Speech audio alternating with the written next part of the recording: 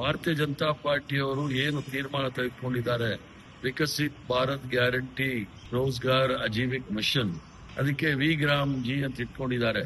ದೇಶದ್ರೋಹಿಗಳೆಲ್ಲ G ಅಂತಾನೆ ಇಟ್ಕೊಂಡಿರೋದು. ಆ ಪಕ್ಷದ ಸೂತ್ರಧಾರರೆಲ್ಲ ಜಿ ಅಂತ ಇಟ್ಕೊಂಡಿದ್ದಾರೆ. ಆದ್ರಿಂದ ಆ ಗುಂಗಲ್ಲಿದ್ದಾರೆ ಇವರು. ಮನ್ರೇಗಾ ವಿಚಾರದಲ್ಲಿ ಇವರು ವಿರೋಧ ಇಲ್ಲ. ಭಾರತೀಯ ಜನತಾ ಪಾರ್ಟಿಯವರು ಅವ್ರು ಹೇಳಿದ್ದು ಮನ್ರೇಗಾ ಪರ ಇರೋರೇ ಅವರು. ಆದರೆ ಮಹಾತ್ಮ ಗಾಂಧಿನ ಕೊಂದಿರ್ತಕ್ಕಂಥವ್ರು ಮಹಾತ್ಮ ಗಾಂಧಿ ಅವರನ್ನ ದೈಹಿಕವಾಗಿ ಕೊಂದು ಈಗ ಅವರ ಮಾನಸಿಕವಾಗಿ ಅವರ ಸಿದ್ಧಾಂತಗಳನ್ನ ಕೊಲ್ಲಲಿಕ್ಕೆ ಮೊದಲನೇ ಹೆಜ್ಜೆ ಇಟ್ಟಿದ್ದಾರೆ. ಮಹಾತ್ಮ ಗಾಂಧಿ ಅವರ ವಿಚಾರದಲ್ಲಿ ಇವತ್ತು ದೊಡ್ಡ ಪತ್ರಿಕೆ ಕೊಟ್ಟಿದ್ದಾರೆ. ಏನು ಮಹಾತ್ಮ ಗಾಂಧಿ ಅವರು ಕಾಂಗ್ರೆಸ್ ಪಕ್ಷವನ್ನು ವಿಸರ್ಜನೆ ಮಾಡಬೇಕಾಗಿತ್ತು, ಮಹಾತ್ಮ ಗಾಂಧಿ ಅವರ ಗ್ರಾಮ ಸ್ವರಾಜ್ಯ ಕನಸನ್ನ ನಾಶ ಮಾಡಿದ್ದಾರೆ, ಈ ಮನಸ್ಸಿಗೆ ಬಂದು ಹೇಳಿದ್ದಾರೆ. ಸತ್ಯವನ್ನ ಜೀರ್ಣ ಮಾಡ್ಕೊಳ್ದೇ ಇರತಕ್ಕಂತ ಭಾರತೀಯ ಜನತಾ ಪಾರ್ಟಿಯವರು ಸುಳ್ಳಿನ ಮುಸುಕ ಹಾಕೊಂಡು ಜನಗಳ ಮುಂದೆ ಬಂದಿದ್ದಾರೆ. ಮನ್ರೇಗಾ ಸುಮಾರು 20 ವರ್ಷಗಳ ಕಾಲ ನಿರಂತರವಾಗಿ ಗ್ರಾಮೀಣ ಪ್ರದೇಶದಲ್ಲಿ ಇರ್ತಕ್ಕಂಥ ಕೃಷಿ ಕಾರ್ಮಿಕರಿಗೆ ಮತ್ತು ಮಹಿಳೆಯರಿಗೆ ಉದ್ಯೋಗ ಅವಕಾಶಗಳನ್ನ ಕೊಡ್ತಕ್ಕಂಥ ಕೆಲಸ ಬಹಳ ಸುಲಲಿತವಾಗಿ ಮಾಡ್ಕೊಂಡು ಬಂತು.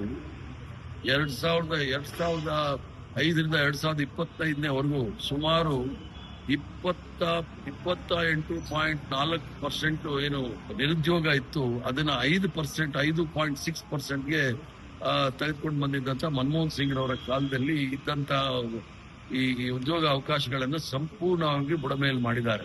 ಭಾರತೀಯ ಜನತಾ ಮಾಡಿರ್ತಕ್ಕಂಥದ್ದು ಏನು ಅಂತ ಹೇಳಿದ್ರೆ, ಸಾಂವಿಧಾನಿಕವಾಗಿ ನಮ್ಮ ಹಕ್ಕನ್ನ, ನಮಗೆ ಉದ್ಯೋಗದ ಹಕ್ಕನ್ನು ಕೊಟ್ಟಿತ್ತು. ಇವರು ಆ ಉದ್ಯೋಗದ ಹಕ್ಕನ್ನ ಸಂವಿಧಾನಿಕವಾಗಿ ಕಿತ್ಕೊಂಡಿದ್ದಾರೆ.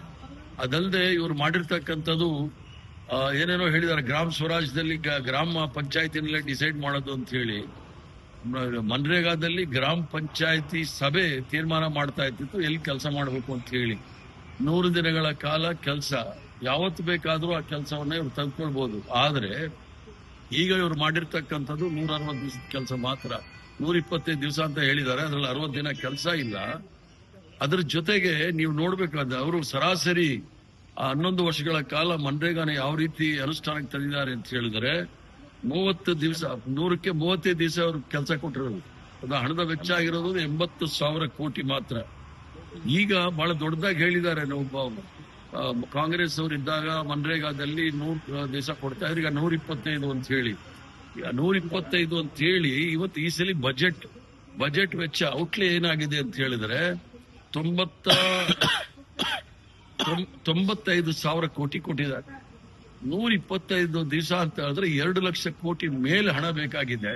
ಈ ಸುಳ್ಳನ್ನ ಯಾರಿಗೆ ಹೇಳ್ತಾ ಇದ್ದಾರೆ? ಈಗಾಗಲೇ ವರ್ಷಕ್ಕೆ 2 ಕೋಟಿ ಉದ್ಯೋಗ, ಎಲ್ರಿಗೂ 15 ಲಕ್ಷ ಅಂತ ಹೇಳಿ ಈಗ ಹೊಸದಾಗಿ 125 ದಿವಸಗಳ ಕಾಲ ಕೆಲಸ ಕೊಡ್ತೀವಿ ಅಂತ ಹೇಳಿ ಅಲೋಕೇಶನ್ ಹಣ ಇವರು ಕೊಟ್ಟಿರೋದು ನೋಡಿದ ವೆಚ್ಚ ಬಜೆಟ್ ಅಲ್ಲಿ ಹೇಳಿರೋದು ನೋಡಿದಾಗ ಅದು 95,000 ಕೋಟಿ. ಹಸಿ ಸುಳ್ಳನ್ನು ಹೇಳ್ತಕ್ಕಂಥ ಈ ಭಾರತೀಯ ಜನತಾ ಪಾರ್ಟಿಯವರೆಲ್ಲ ಸದಸ್ಯರು ಕೂಡ RSS ಅಲ್ಲಿ ತರಬೇತಿ ಪಡ್ಕೊಂಡು ಬಂದಿರತಕ್ಕಂಥದ್ದು.